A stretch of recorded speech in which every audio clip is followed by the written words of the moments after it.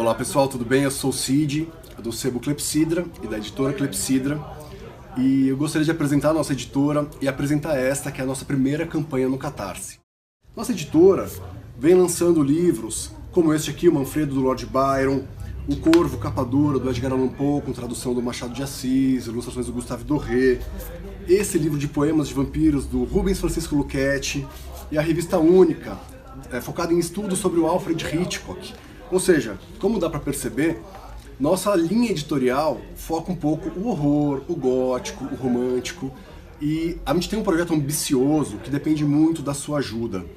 A gente quer fazer uma coleção que nós chamamos de Imaginário Gótico, que vai trazer dramas e romances dos séculos XVIII e XIX, pouco acessíveis no Brasil ou inéditos no Brasil, e para isso nós fizemos esta campanha que vai apresentar para vocês o primeiro desses livros.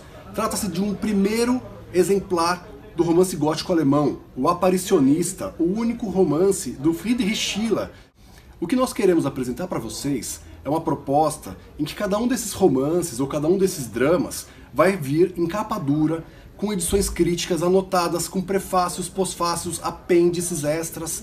E para isso nós precisamos muito contar com o reconhecimento do público que vem junto com a campanha. Ou seja, a campanha acaba servindo como uma espécie de pré-venda também, e para isso nós temos várias recompensas que vão incluir não só os nossos livros, como também livros da nossa editora parceira.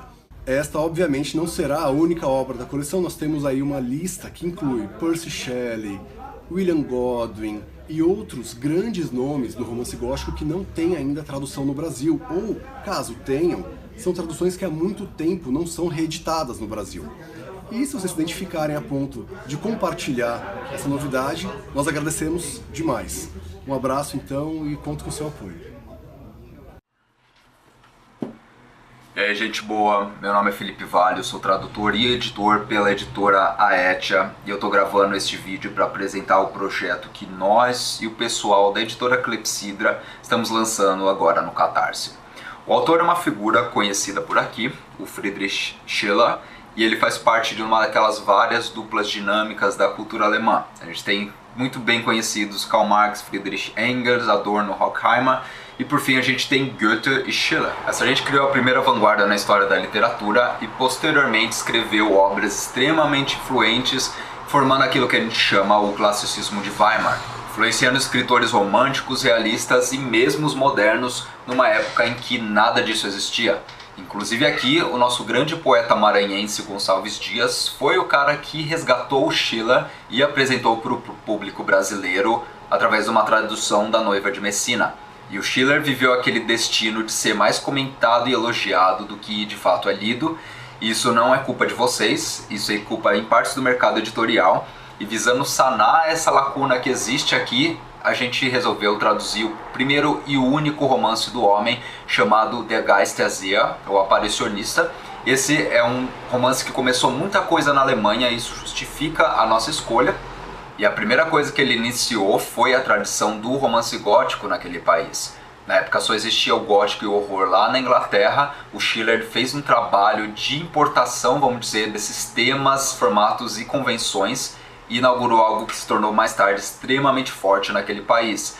Se a gente pensa no século XX, com a vinda do cinema e dessas novas tecnologias, foi na Alemanha que surgiram as primeiras grandes convenções de cenário, de criação de tensão, com filmes tipo O Gabinete do Dr. Caligari, o Nosferatu e por aí vai.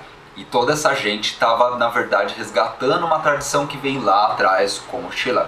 Além disso, esse é um dos grandes romances sobre conspirações, sobre bruxaria, sobre intriga dentro das cortes europeias.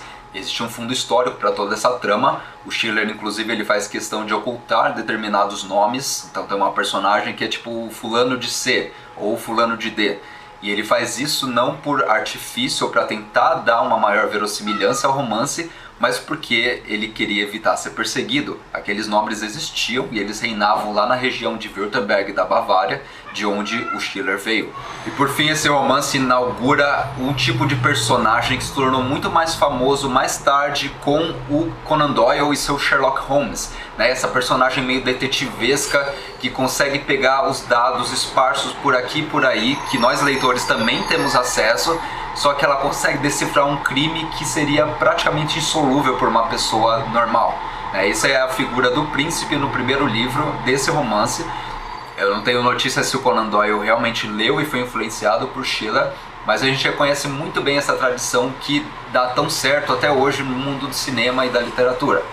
E como acontece aqui sempre na Catarse, a gente propôs diferentes prêmios para quem quiser contribuir com o nosso projeto, e por se tratar de duas editoras que estão trabalhando junto, a gente resolveu fazer prêmios específicos para cada. A gente resolveu colocar um pacote de tudo que a gente lançou de literatura alemã.